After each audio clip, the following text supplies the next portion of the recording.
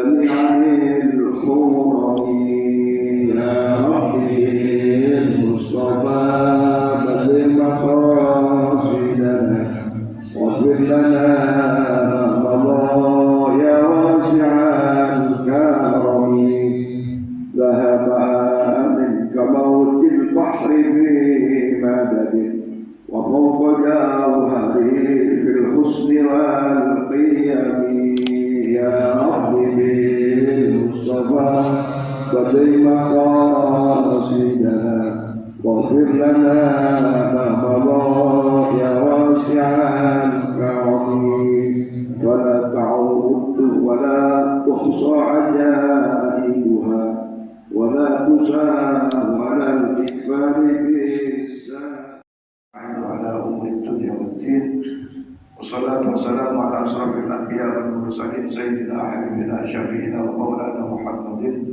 صلى الله عليه وسلم أجمعين. قال الله تعالى سبحانك لا علم لنا إلا ما علمتنا إنك أنت العليم الحكيم. رب اشرح لي صدري ويسر لي أمري واحلل عقدة من لساني يفقهوا قولي. قال الله تعالى سبحان الذي أسرى بعبده ليلا من المسجد الحرام إلى المسجد الأقصى الذي باركنا حوله لنريه من آياتنا إنه السميع البصير. صدق الله العظيم. أما بعد. Hadirin hadirat Bapak jamaah Masjid Nusantara, wabil khusus jamaah sholat subuh. Alhamdulillah, asyukurillah, memberikan nikmat besar bagi kita untuk dapat melaksanakan kewajiban utama kita, sholat subuh sekaligus sholatnya dengan berjamaah. Insyaallah fadilah besar, pahala besar akan kita peroleh yang Allah berikan kepada kita sebagai balasan.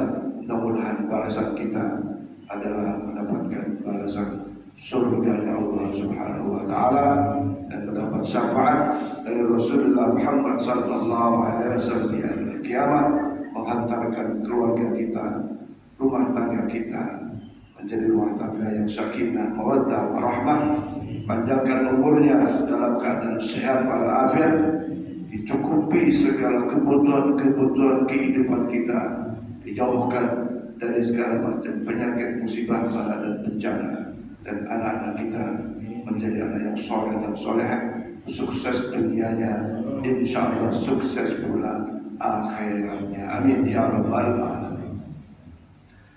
Para jemaah sekalian, satu kebanggaan memang bahwa manakala kita dapat melaksanakan tugas-tugas dengan baik, melaksanakan kewajiban-kewajiban dengan sempurna, bukan hanya kita sebagai orang tua, tapi juga kepada keturunan kita, anak-anak kita, bahkan sampai kepada cucu cicit kita. Semua ini tidak lepas dari ikhtiar kita terus-menerus berdoa dalam memenuhi amanah, baik sebagai istri, sebagai suami, sebagai bapak, dan seterusnya. Dalam rangkaian doa-doa itu, maka doa yang paling afdal dilakukan, dipanjatkan, dimohonkan, tidak ada lain kecuali yang utama adalah pada saat sholat 5 waktu, pada sholat wajib. Yang kedua tentu saja setelah ba'da sholat yang disebut sebagai doaul mustajabah min duburis sholat. Doa-doa yang mustajabah itu doa-doa setelah sholat atau ba'da sholat. Bukan berarti doa di pasar, doa di tempat tidur, doa di jalan, tidak benar. Tapi ada waktu-waktu, ada tempat-tempat yang mustajabah. Nah, di antara tadi adalah pada saat kita sholat. Nah, para jamaah sekalian, beberapa kesempatan kita membicarakan terus-menerus tentang kualitas sholat, ya, tentang bagaimana sholat itu hati kita hadir, atau sikap-sikap batin di dalam pelaksanaan sholat. Nah, kebetulan apalagi ini bulan Rajab, bulan di mana Rasulullah di Isra dan Mi'rajkan oleh Allah Subhanahu wa taala, dan di dalam Isra dan Mi'raj itu adalah adanya perintah sholat bagi kita umat Muhammad Sallallahu Alaihi Wasallam. Dan alhamdulillah kita istiqomah dalam sholat, ya, sholat wajib, bahkan istiqomah dalam sholat sunnah. Nah, para jamaah sekalian, kalau sholat secara syar'i, secara syariat, secara zahir, insya Allah jamaah masjid kita rata-rata sudah bagus sholatnya. Dari mulai takbirnya, dari mulai berdirinya, rukuknya, bahkan sujudnya. Ya. Kita lihat kadang-kadang masih banyak orang sujud yang tidak memenuhi rukun sujud. Ya. 7 rukun sujud banyak yang orang pakai baju haji, baju gamis, tapi sujudnya belum memenuhi syarat sujud. Kita lihat, saya sering melihat kalau saya sholat di belakang itu juga. Tapi di sini rata-rata sudah sering kita ingatkan pola sujudnya, dan insya Allah ibu-ibu juga sudah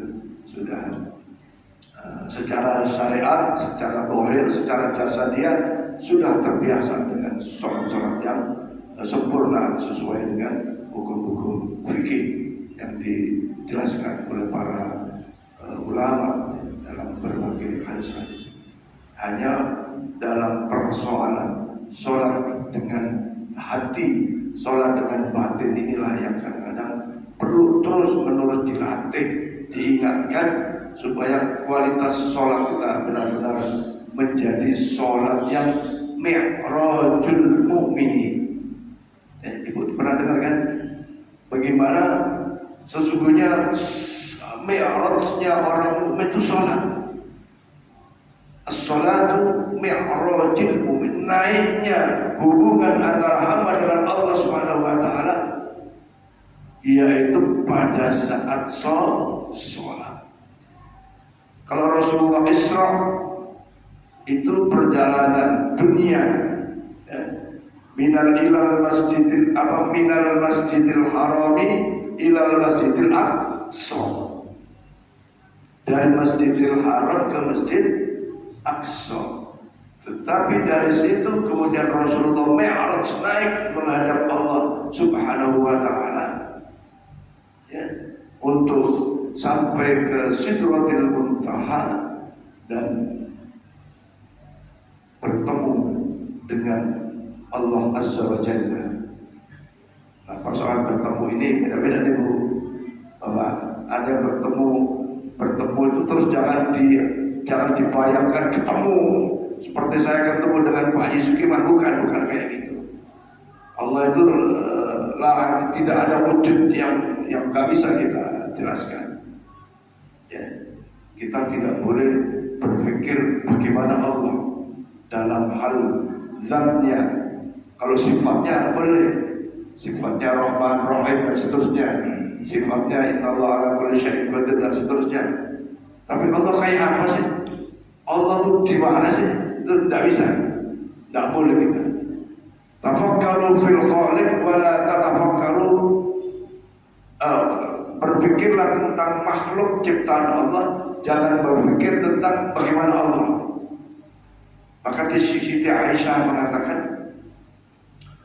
sesungguhnya Rasulullah tak bertemu dengan Allah. Ini maksudnya untuk menghilangkan angan-angan, anggapan kalau ketemu itu kan akhirnya ketemu bentuknya gitu, ya. Adalah tentulah sautun wala harfun dan seterusnya. Jadi intinya bahwa pada saat Mi'raj Rasulullah mendapatkan perintah sholat dari Allah Subhanahu wa ta'ala yang merupakan kewajiban utama bagi kita orang yang mengaku beragama Islam. Ya, kewajiban utama. La sholata la dina liman la sholata lahu wa la hayata liman la roksahu. Rasulullah menggambarkan seperti itu. Tidak disebut orang itu beragama kalau orang itu tidak sholat. Maksudnya beragama Islam, ya. Apalagi memiliki rukun Islam, tak jelas di antaranya adalah sholat. Maka ladina tidak disebut orang beragama lima la sholat alul kalau itu ada sholat. Bahkan gambarannya wala hayata liman la ra'sahu, tidak dikatakan orang itu hidup kalau orang itu tidak ada kepalanya. Kalau ada orang hidup dan kepalanya itu bukan orang, mungkin kutil dan akan kita angkat atau kayak hantu kayak gitu. Bahkan Rasulullah bersabda, bainal kufri wal mu'mini, bedanya antara orang kafir dengan orang iman adalah lihat sholatnya dia, lihat dia tarkus sholat, meninggalkan sholat, itu bedanya. Sampai segitunya betapa kewajiban sholat ini menjadi hal yang sangat-sangat penting. Untuk itu mari saya dan Bapak Ibu sekalian, jangan sampai ada di antara anak kita yang sholat. Jangan sampai anak cucu kita yang menjadi kewajiban kita tak sholat. Ibaratnya ya mudah-mudahan cinta ya, senakal apapun jangan tak sholat. Tapi mudah-mudahan tak akan. Karena ini sangat penting dan ini menjadi penegas garis jelas antara kafir dan mukmin itu adalah dalam sholat. Kalau anak kita masih hari ini sholat, besok tidak sholat, ya itu masih lumayan. Tapi bagaimana sholat itu menjadi satu kebutuhan utama, pekerjaan utama, aktivitas utama dalam keseharian. Kalau subuhnya masih kesiangan ya masih kecil, ya masih lumayan ada subuhnya. Subuh ngantuk-ngantuk ya masih lumayan ada subuhnya. Ya. Jangan sampai beras itu sama sekali tidak. Kasihan. Apa ibu tega kita nanti dilemparkan ke dalam api neraka karena tidak sholat ya. Kemarin kita bicarakan, kenapa kalian berada di neraka? Lam nakum minal musallin, karena kami tidak sholat. Ayo jaga keluarga kita, anak kita. Maka belakangan ini kita sering itu saya tambah. Astaghfirullahaladzim li walidayya wa li ashabil huquqil wajibati alayya wa li jami'il muslimin wal muslimat wal mu'minina wal mu'minat al-ahya minhum wal amwat. Itu artinya, ya Allah ampuni dosaku, li walidayya, dan juga dosa kedua orang tuaku, wali ashabil huquqil wajibati alayya, dan siapa-siapa yang menjadi kewajiban kepadaku, ya, kewajiban kepada anak. Wajib tak kita nurut atau perintah anak sholat? Wajib. Kalau orang yang ada di dalam tanggungan kita, boleh jadi cucu, cicit, boleh jadi maaf misalnya pembantu, misalnya gitu ya, yang melayani, yang mengurus di rumah kita. Itu sampai segitunya Islam mengajarkan. Wajibat huquqil aliyah, itu kita minta ampun kepada Allah supaya kita tidak kesalahan. Sebagai bapak tidak kesalahan terhadap mendidik anak, sebagai kakek nenek tidak kesalahan dalam mendidik cucu, sampai situ.